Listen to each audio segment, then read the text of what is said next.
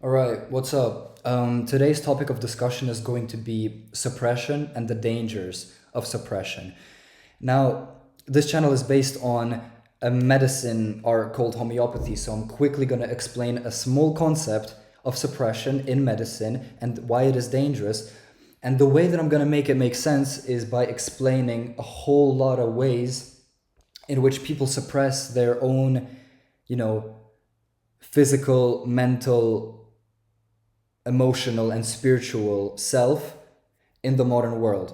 Now, the big difference between homeopathy and traditional medicine is that in traditional medicine they are going to give you drugs based on the symptoms which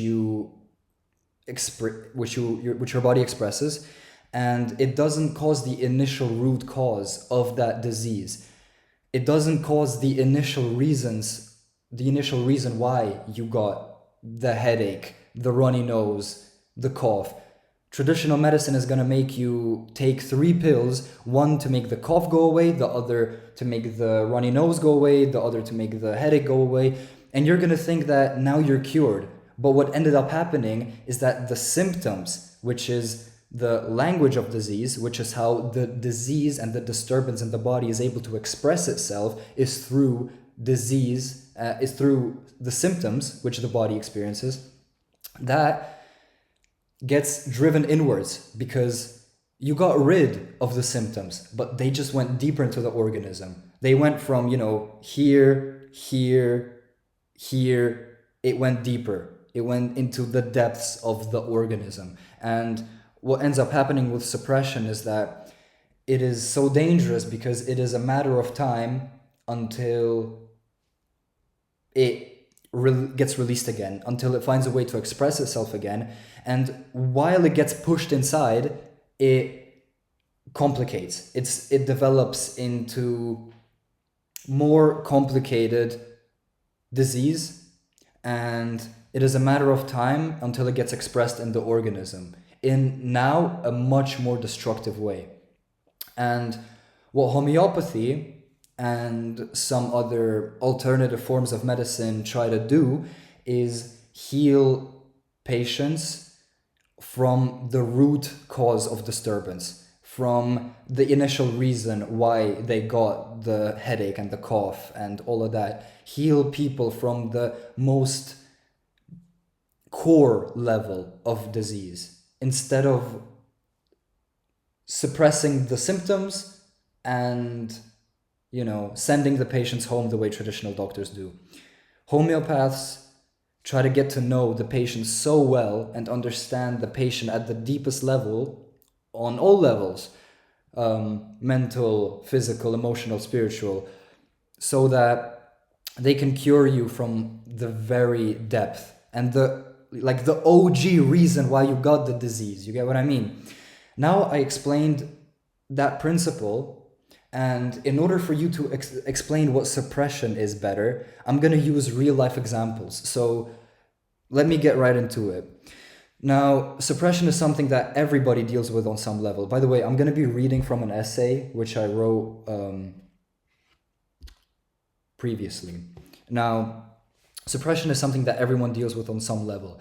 It's a very broad topic, and it's something that everyone deals with because in order for you to function in society and function on this planet, you have to suppress certain parts of yourself.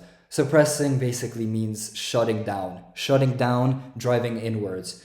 For example, I worked in a restaurant, and an angry customer is going to be screaming at you, and what you're supposed to do is, instead of also being mean and aggressive and unkind to the customer, that the way that they are treating you, your job is to smile and be kind and everything's fantastic. That is suppression, because what you actually want to do is punch them and yell at them and insult them and that type of stuff. So society wouldn't be able to function if people allow themselves to express the things which they actually want to do. That is the reason why we have, police and laws and jail and that kind of stuff, is so that people have something to fear. People don't allow themselves to do the things which they may want to do because there are consequences. Right. Now, I believe that modern jobs and work and corporations all play a big role in suppression, because you may feel undervalued and unappreciated at work, and that can leave you frustrated, and at the same time you're not able to express those emotions and express your feelings towards your boss or your coworkers or the angry customers, because you'll get in trouble, you'll lose your job, bad things. And some people have something which I call balls, or a bit of testosterone in their body, and they give themselves the right to maybe not fully suppress their state, and actually if someone's treating them badly, they actually respond back the same way, but you have higher chances of getting in trouble, which is why the people sitting in jail are the men with the highest testosterone. The men on this planet who are in the top 1% when it comes to their testosterone levels, they are the guys in prison. Because what does testosterone do? Testosterone makes you argumentative, aggressive. Like the word alpha, it's in numerology, number 1 is tied to masculine energy, and A is the first letter of the alphabet. And now, what type of words start with the letter A? Alpha, argumentative, aggressive, that type of stuff. So the men with the highest amount of testosterone are the least likely to comply, which means that they are unable to exist in this system that is, meant to destroy them, because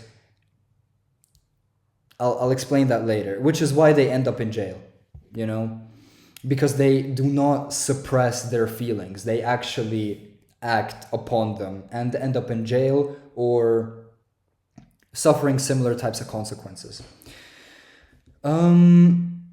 Now, the whole act of suppression is something that starts very, very, very early on in a person's life, because even as a kid, when you're when you just enter preschool and you're just a small kid, you have to sit in a certain place, be somewhere at a certain time, which is school, and, behave a certain way, raise your hand to, can I go to the bathroom? Am I allowed to express something unique? Am I allowed to make a joke?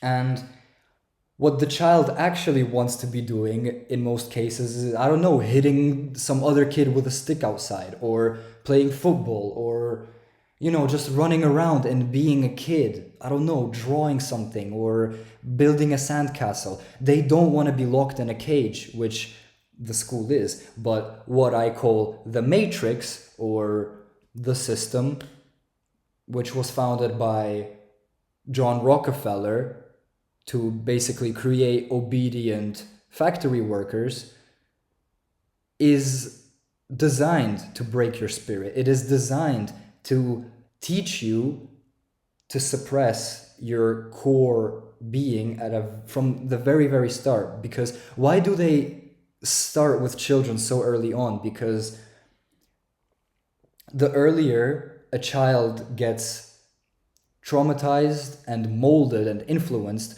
the more likely they are to stick to that behavior in the future.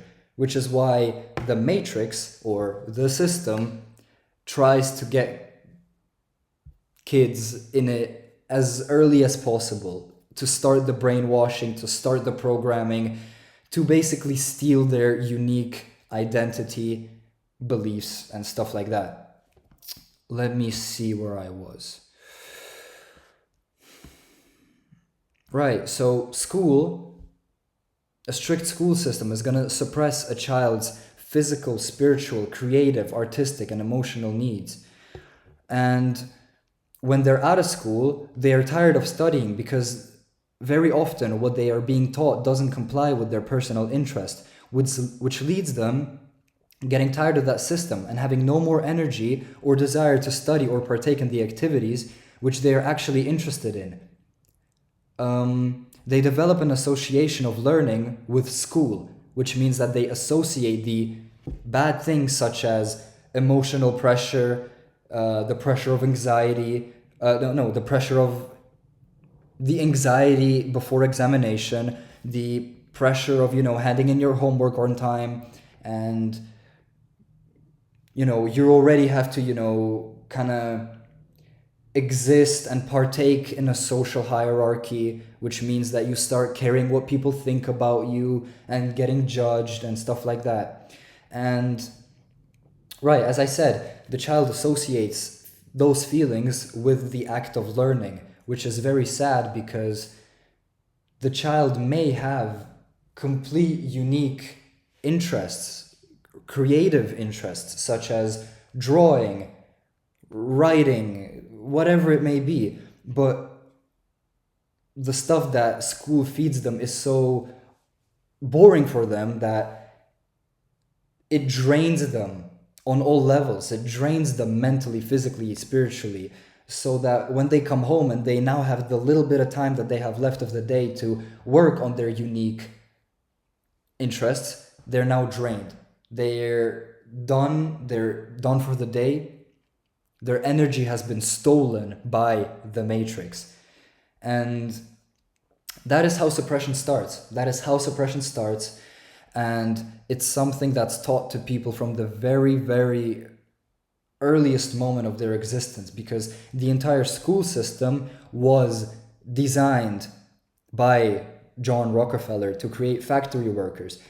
A factory worker doesn't need to be creative, unique, like a butterfly. It needs to be a robot. They are trying to turn us into robots. If you don't yet see that, then I don't know what to say. I see it very clearly. My third eye is open. You get what I mean? Yeah, they want to turn us into slaves, is what I'm trying to say. And that is why I believe that a newborn and a baby is the closest to source or God and health on all levels, because they exist as the most pure or authentic version of themselves, which has not yet been suppressed, which has not yet been taught how to think, which has not yet been molded by society, parents, friends, girlfriends. But what ends up happening over time is that the world is going to try to, put its imprint upon you. And that is when you lose some of your originality due to fear. It all goes back to fear. Let me explain that. Right. Now, from my observation of people my age, me being Gen Z, I'm 20, I just turned 20, so people my age, I guess, is that I can confidently say that most don't live life according to their authentic self and personal will, rather according to somebody else's standards, which basically keeps them trapped. You get what I mean? How can I explain this further? Wait. Right. So most people don't live the most authentic version of themselves according to their personal will, rather according to the standards which society, parents, friends, social media influencers, the boyfriend, the girlfriend, the crush, whatever it may be, tries to set up for them. You get what I mean?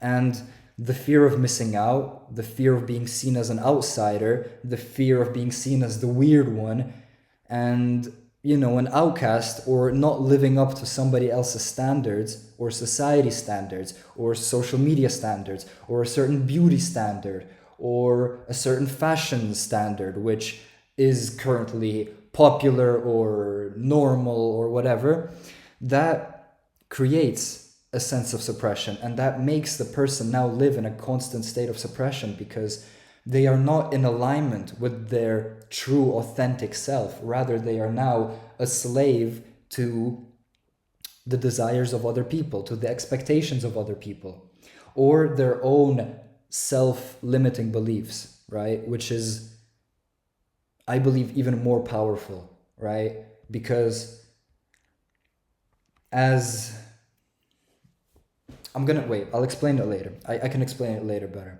Let me keep going. Give me one moment. Now, let me just keep talking about my personal experience. I am a somewhat unique individual, and I have a lot of unique interests and opinions, and I'm kind of weird in that way. And what that means is that people view me that way, believe it or not, and people judge me that way. And I do not suppress my being. I do not suppress my weirdness. I let my weirdness shine to the entire world. My personality is like walking around naked, and what that does is it gives me great satisfaction because I couldn't exist any other way, because I know that the world is going to be able to take everything away from you. They can take your car, they can take your money, they can take your your health can get taken away, your possessions, the world can take away many things of you. It can strip you down and suck every drop out of you, and the only thing you really have is you and your authentic version of yourself.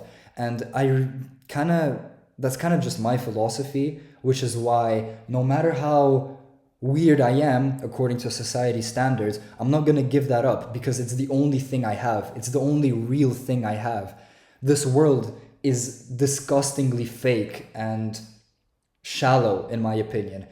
I don't see a lot of unique individuals walking around and expressing their unique self, saying something weird, making a weird joke, doing something out of the ordinary, because they're scared of getting judged. They keep themselves in this mental box. You get what I mean? Because, oh, what if they think I'm weird? What if she doesn't like me? What if my crush doesn't? Who cares, bro? Be yourself. It's the only thing you have. They'll take anything and everything else from you. The only real thing you're gonna have left is it's the feeling that you didn't betray yourself for other people. You get what I mean? All right.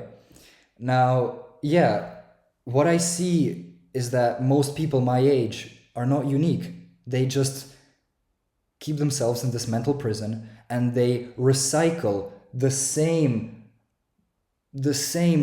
bullshit that the social media algorithms, social media, their favorite celebrity. Football team. Look at this football team. Oh, who won? Yay, they won, my football team. Did you see who had sex with who? Oh, he cheated on him. Can you believe that? Let's drink a beer. That's what I see. It's just boring. It's just the same recycled NPC matrix garbage, which gets repumped into every person. That's what I see now, is that people are just walking robots. People are NPCs walking around and don't have anything authentic left within themselves, because they themselves are cowards, in the sense that they keep themselves in this mental prison. You get what I mean? Right. And they're scared to go beyond that, because in the movie The Matrix, what does Morpheus say? Morpheus says something like, they are so helplessly dependent upon the system that they are going to fight to protect it. Do you get what I mean? So, from my experience, as a unique individual, like showing their uniqueness. That irritates people. People are scared of that. People are scared of me. I am very intimidating for many, many people because I am not scared. I don't have the same fear that other people do, which is exactly the reason why I'm not scared to go outside of the box. And exactly, that's intimidating for them. So what they often try to do is disprove me, quiet me down, shut me down, you know?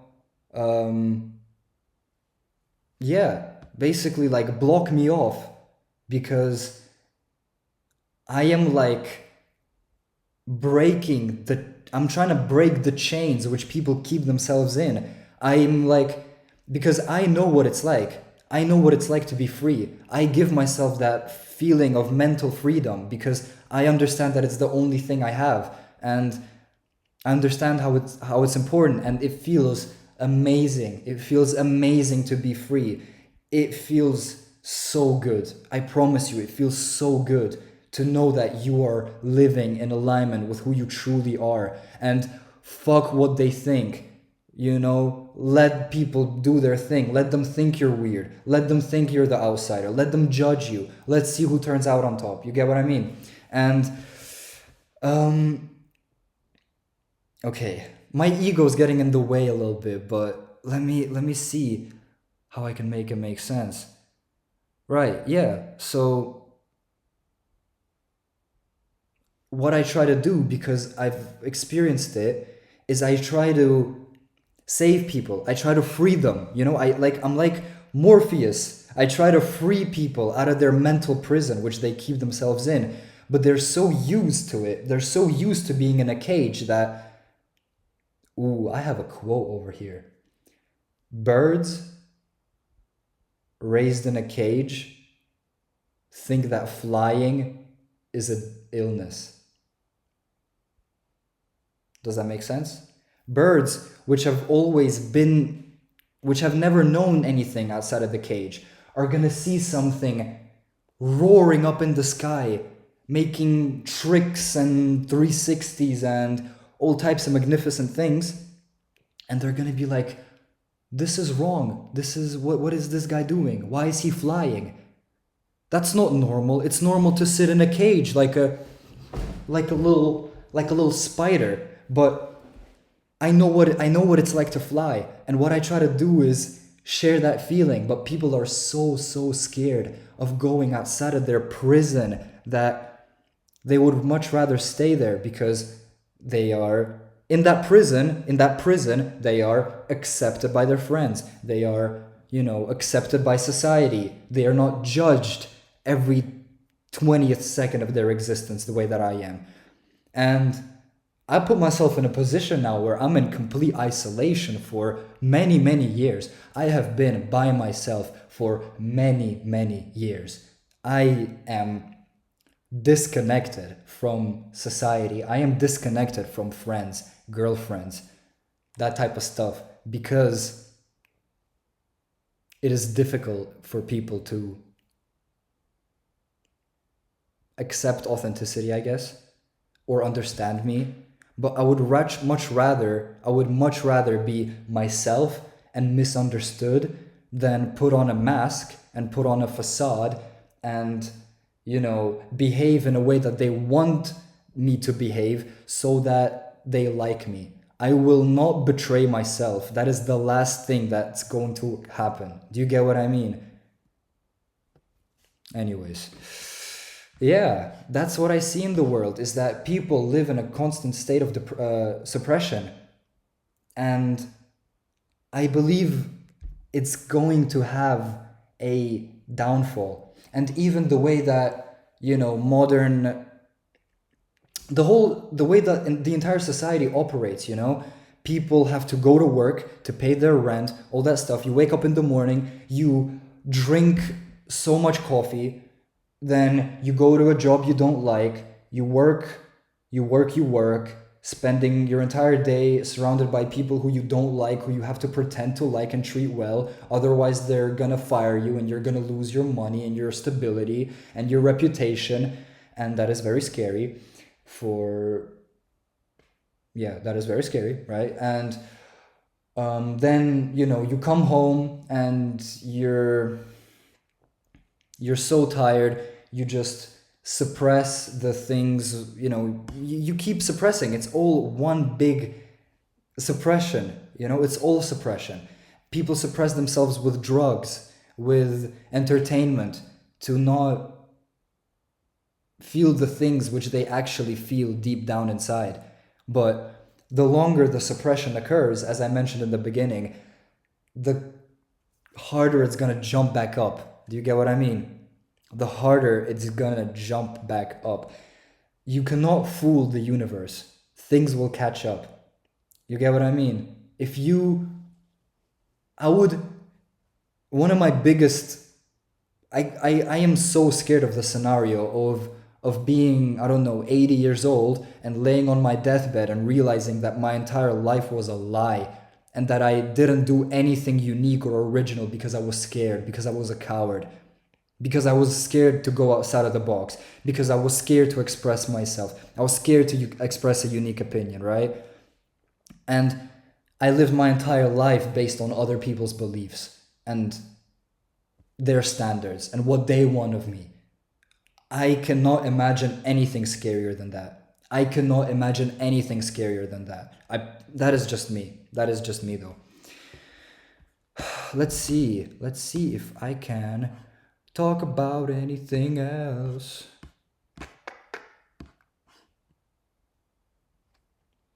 Right, and I didn't mention this channel was supposed to be based on homeopathy and medicine, but I think I'm gonna make a part 2 to this video so that the people that have already seen the part 1 can now understand the science, the medicine, and that sort of suppression, because they already understand the concept of suppression in a good way, because I explained it using real life examples and sharing my philosophy and my experiences, and I just hopefully opened your mind a little bit to what suppression is and why it's so dangerous and why I fight it and why I try to resist it. And yeah, I hope you learned something, and I'm gonna talk about this in a later video at a later time. Wait, let me mention another thing. Since society forces you to live in a constant state of suppression, let's say you hate your boss, and the moment he talks to you, he wants to scream at you. You want to scream at him, but you're unable to do that because you're going to lose your job and your money and your comfort and your rent and your stability and your health insurance, and your children are going to starve to death, and you are going to die homeless on the street, which nobody wants. That is why you do not scream at your boss the moment you desire to. Now, what you can do at the end of the day is find a constructive and harmless expression for that suppressed state. What you can do is go to the gym and hit a punching bag, pretending that it's your boss. You get what I mean? And that is a healthy, constructive outlet of the anger, where you don't hurt anybody besides your fists, maybe, but that's part of the game. You get what I mean? Yeah. So what you can do, if it's impossible for you to not deal with suppression at some point, because we all have to at some point, because this is on this planet, you just have to suppress certain parts of yourself.